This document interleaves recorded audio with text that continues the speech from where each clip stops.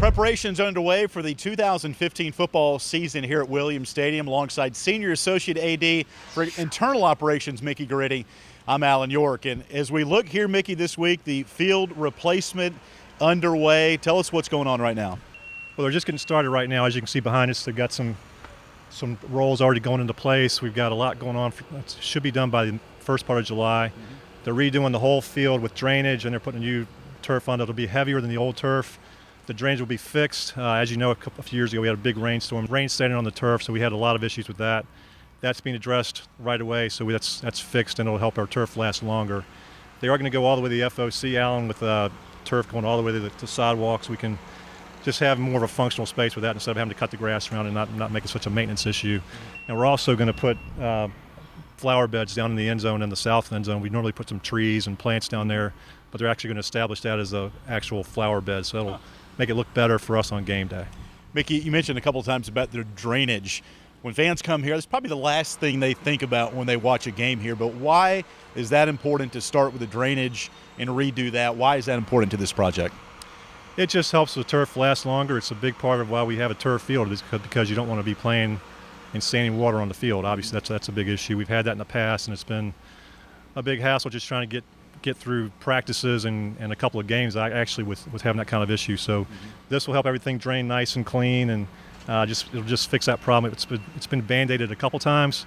But this actually addresses the problem from the get-go. It's a big expense, but it'll help us just with what we're trying to do here with football. It'll help us just provide a better atmosphere for our student athletes especially, and the fans. We won't have that kind of issue where dancing around the rain on the turf. Now, this is AstroTurf. AstroTurf is the turf that a lot of people think about, initially installed in the Astrodome, company out of Dalton, Georgia. So they're putting in the turf, and I know there's a number of different styles, different carpets you looked at. Which one did you and the administration finally decide on? This is the AstroTurf product that it was a little bit higher level than we have on the football practice field, but it's more the standard turf that a lot of schools are going to. But AstroTurf has done a great job with baseball, with the football practice field, softball's outfield. We have great success with them. Good knowledge of the product, and we've got a great installer. So from start to finish, they've been involved in the whole conversation.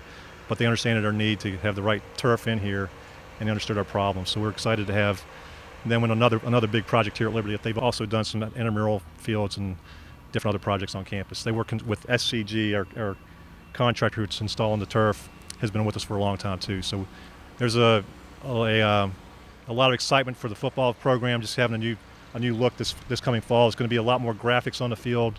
The Big South logo will actually be not painted in, but sewn in, stitched in. There's going to be a red and blue border around the where the camera area is. So it'll just look a whole lot better, freshen things up a lot in the stadium, as we're already trying to enhance things each year, and this is what we'll be doing this year.